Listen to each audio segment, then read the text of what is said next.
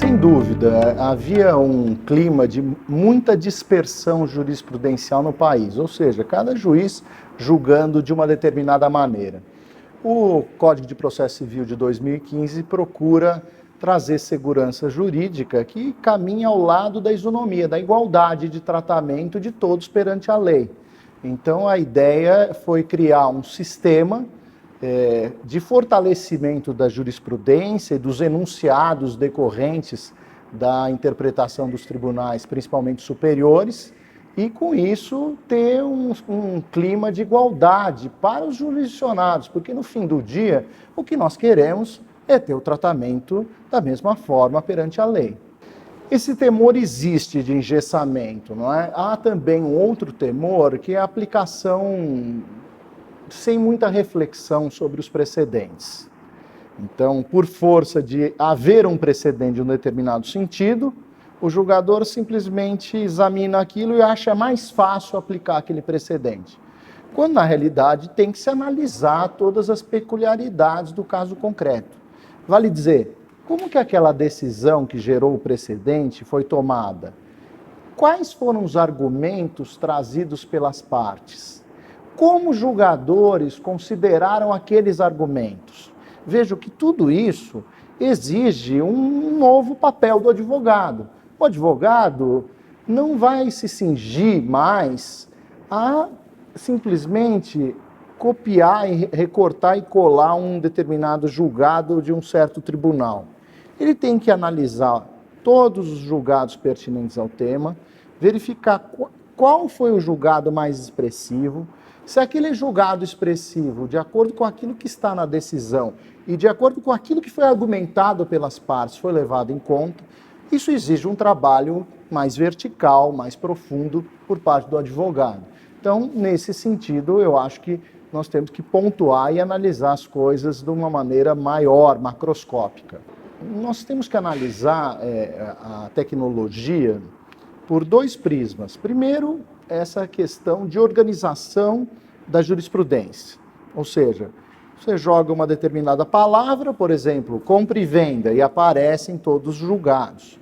Ou seja, nós temos aí indexadores jurisprudenciais que facilitarão a vida para saber qual é o comportamento, qual a tendência de um determinado julgador e até mesmo saber em que casos um determinado advogado atuou. Isso é mais voltado para um programa jurídico. A inteligência artificial parte de outra premissa. Parte da premissa de o próprio computador decidir. E aí nós entramos num problema mais complexo, que diz respeito à tomada da decisão. Ou seja, se a tomada de decisão poderá ser feita por um computador. E aí nós temos que entrar na questão do programador, ou seja, como se formou aquele programa de inteligência artificial. Que tipo de dados foram fornecidos? Quais os julgamentos que foram coletados e por quem esses julgamentos foram coletados, para saber se não há um determinado enviesamento, uma tendência a se julgar de uma determinada forma ou de outra. A solução para isso, a meu ver, é transparência. É saber, bom, que base algorítmica foi usada para estabelecer aquela inteligência artificial. Isso é dificuldade. Talvez a dificuldade nasça um novo campo para o profissional do direito, que é justamente o programador. Então, o programador não pode ser um sujeito que entenda apenas de computação, ele tem que saber de computação e direito. Ele tem que saber quais são os termos principais para serem utilizados para a formação daqueles algoritmos com a finalidade de construir a inteligência artificial. No Brasil, isso já é uma realidade. O Supremo Tribunal Federal, por exemplo, tem o programa Victor, que cuida de repercussão geral.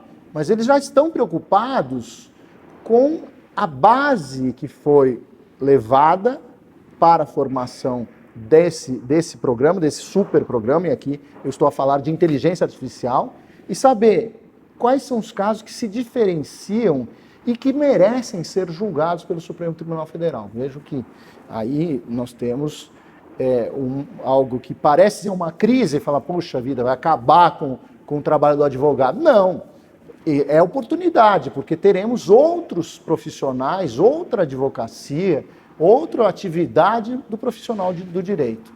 Existem muitas faculdades de direito no Brasil, mais do que o resto do mundo. Deverá haver uma diminuição, haverá naturalmente uma depuração do mercado, que é necessária, mais do que necessária, e muitas faculdades ainda estão, digamos, na idade da pedra, não é? Com lousa, giz e sem computadores, não é?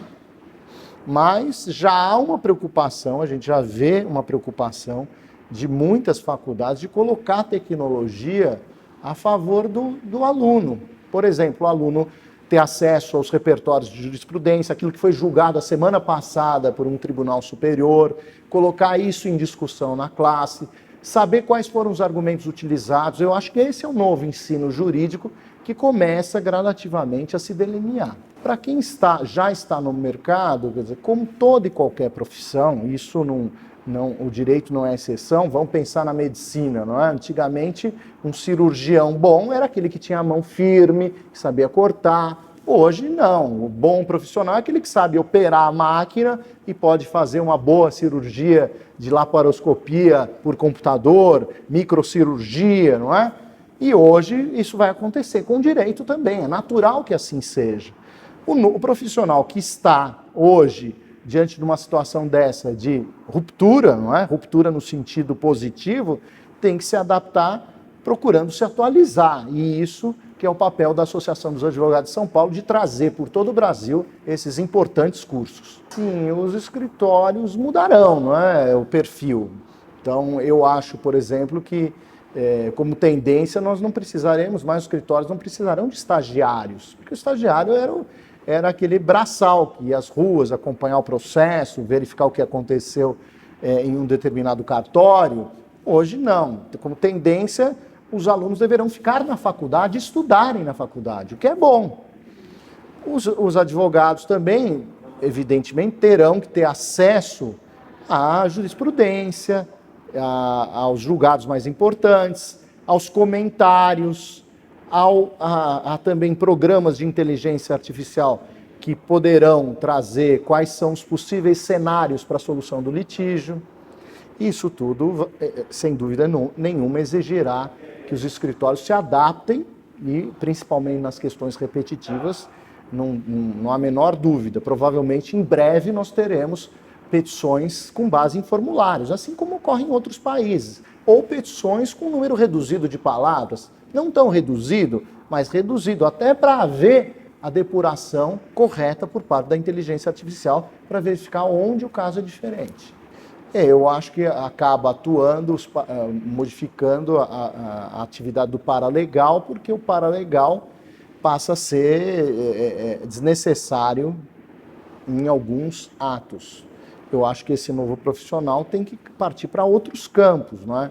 Analisar, por exemplo, a questão do advogado como aquele que está voltado para a solução do conflito. E o conflito, em muitos casos, não em todos, tem bases psicológicas. Então, o advogado tem que ter uma formação transversal para conhecer outras áreas do conhecimento humano, conhecer psicologia, conhecer negociação, saber como mediar, saber como colocar as coisas, saber fazer uma boa audiência, que isso é muito importante, saber fazer uma boa sustentação oral. Então, isso acaba mudando a percepção. Eu acho que no momento de ruptura, a ruptura também passa a ser oportunidade. Sim, eu acho que a mediação serve para justamente trazer aquele que tende a se submeter à mediação ou vai para a mediação, já sabe quais são as suas possíveis chances de êxito ou insucesso no litígio. E isso, evidentemente, gerará um comportamento diferente na mediação. Então, vejam que o ideal é que a parte seja instruída, assistida por um advogado, que vale colocar as chances, falar, olha, não fale isso aqui vai contra essa tendência jurisprudencial, isso você não tem chance, ou isso você tem chances e as chances são fortes. Então aqui, sobre esse ponto, você pode bater o pé, você tem razão. Evidentemente, quando se fala em mediar um conflito, nós estamos falando de concessões recíprocas. Você não vai ganhar tudo que você queria. nenhuma parte. Então, isso também deve ser levado em consideração no assessoramento feito pelo advogado, que vai dizer quais são as suas chances reais no conflito. E aí também nós temos que levar em conta o tempo do litígio, porque isso também é um desestímulo. Veja, a gente às vezes faz previsões, não é, de uma determinada duração de litígio, e as empresas de auditoria nos pedem isso, e infelizmente, dada a dispersão jurisprudencial e até o descumprimento por parte de julgadores de primeiro grau das decisões proferidas pelos tribunais superiores, isso gera uma tremenda insegurança jurídica e uma dificuldade de ter um prognóstico, eu diria, um diagnóstico correto do conflito. Eu participo dos cursos da ASP há muitos anos, eu diria 3 décadas, não é? Então já faz muito tempo que eu venho contribuindo com a ASP e é sempre uma imensa honra participar dos eventos da ASP. Agora nós temos essa facilidade que é justamente o deslocamento em outras regiões do país, levar a pessoas o conhecimento e às vezes para essas pessoas também conhecer professores de outros lugares do país, poder ter o debate, poder ter a discussão. Então, a ASP vem cumprindo esse papel com esses simpósios regionais, que são de extrema importância e que procuram, no fundo do fundo, trazer maiores elementos para o aperfeiçoamento da profissão do advogado. E, nesse sentido, eu posso dizer que me sinto extremamente honrado de poder, modestamente, apresentar alguma contribuição.